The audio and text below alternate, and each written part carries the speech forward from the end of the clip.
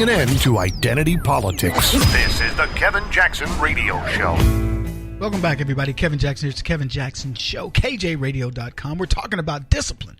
And discipline is one of those things where you can colorize it. Now, it may be rich and poor. I know some country people who will lay a whooping on their kids. I know a bunch of them. They will lay a whooping on. But you know what? Some of it could be, there's urban discipline and rural discipline. Country folk don't play. They expect certain things from their children versus city people. I'm even talking small town. Like I grew up on a big cattle ranch, and the closest town to us was Voca, Texas, population 17. It was a very small town. And the big town was Brady, population 5,557. Even the discipline between the kids in town and the country people were different. And the discipline between blacks and whites, particularly city dwellers, blacks and city dwellers, is different. The difference between black folks in the country and white folks in the country, not a whole lot of difference. It's like the difference between southern food and soul food. There ain't a whole lot of difference. Fried chicken, okra, green beans, hog maws, you name it. Because country folk are poor too. We had an accountability in the black community. That was what made us so strong as a family. It was an accountability, man. I can't describe it. Everybody had permission to whoop that butt. I remember going to my great-grandfather's house, Welder, Texas, population 1,011. And everybody knew, little old bitty town. And they knew every street you went to. By the time, if you did something up the block, I'm not exaggerating. By the time you got home, we got home, my great-grandfather already knew, boy, what you doing up there in that man's cornfield? He said cornfield. But it was corn. But we go there and get lost, like run through it. And I remember when I saw cotton. What you doing up there in Mr. Johnson's cotton field? I was like, well, Papa, I just wanted to see what cotton was like. Stay out of that man's field. Don't you care? Let me catch you back up there. I never went back. Oh, no. So discipline was something that was expected. And you didn't, black kids, you didn't have to discipline black kids 3-4 times. You discipline black kids. My great-grandfather told us, you say yes sir, yes ma'am, no sir, no ma'am. He brought me and my brother in there because we would go, huh, and what? And he said, you say yes sir, yes ma'am, no sir, no ma'am. You got it? Yeah. Yes sir, yes ma'am, no sir, no ma'am. You got it? Yes sir. My great-grandmother called me. It was an hour later. I'd already forgotten. Huh? Next thing I knew, my great-grandfather's belt was on my butt. He was giving me a butt whooping. That quick. And it only took one. I got home. The first thing he asked my grandmother, he says, those boys still saying yes sir, yes ma'am, no sir, no ma'am? She said, yeah, daddy. And we did. And I've been saying it ever since. See, that was discipline. That was stuff that taught you the difference between, boyhood and manhood. And it was funny. My city buddies would say, man, why you say yes, sir, and yes, ma'am? You cow-talented, whatever. I was like, you can say whatever you want. But my great-grandfather, the person who I respect the most in the world and who would whoop my butt, told me that's what I say. So that's what I say. And I also noticed how people responded to it. They were like, these are mannerable young men, me and my brother. Because we were. That little incident was so cataclysmic in my life. It seems innocuous. It seems like it's a nothing deal. It was huge. And it took a butt whooping for me to get it. He couldn't have counseled me into that. Now listen, Kevin, I told you once before, say yes, sir, and yes, ma'am. Now you're going to do that for me? Yeah. Okay. Whatever. That's what I would have said. When he whooped my butt, yes, sir. Yeah, I get it. And he said, and you do it from now on. Like he was going to, haunt my dreams.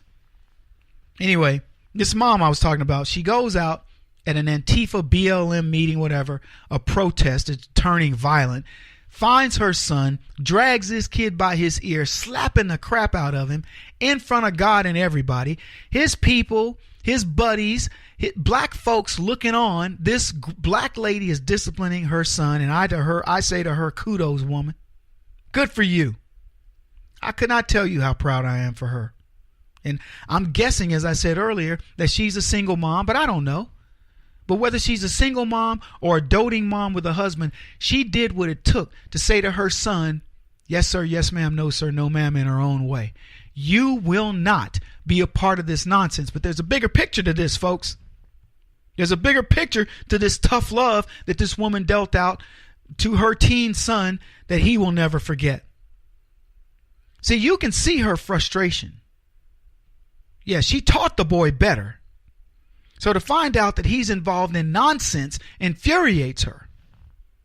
And her anger gets taken out on him. But I want you to consider something.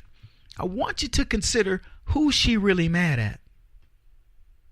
Yeah. Who did this? Who convinced her son that he needs to forget everything his mother said, forget about his, quote, home training, lose his common sense, and go support an effort that she is not bought into? And that's the key. See, somebody convinced her precious baby to do something stupid.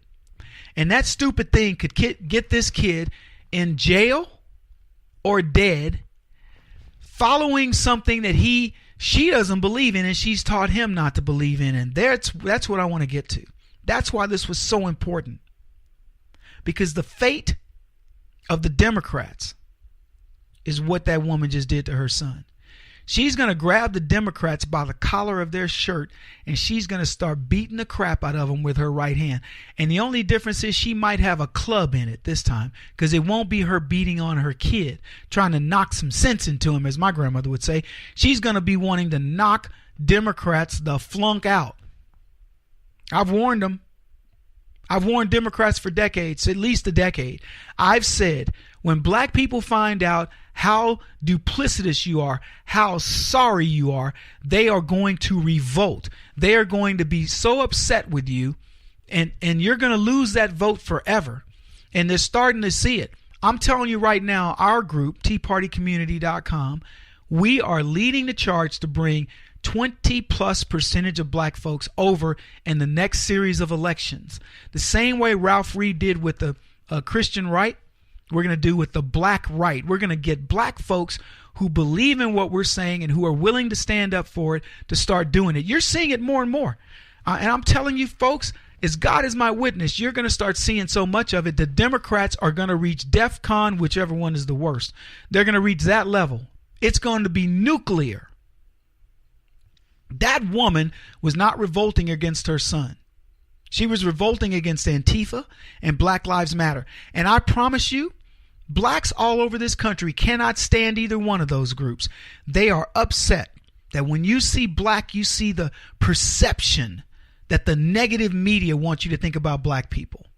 Weak, worried about Confederate statues and stuff. America is going to see example after example of blacks who have tired of the games that the Democrats have been playing for decades. And the revolt, folks, pay attention now, it began with Donald Trump, the election of Donald Trump. I want you to consider how many blacks ignored Barack Obama's "It's for my legacy."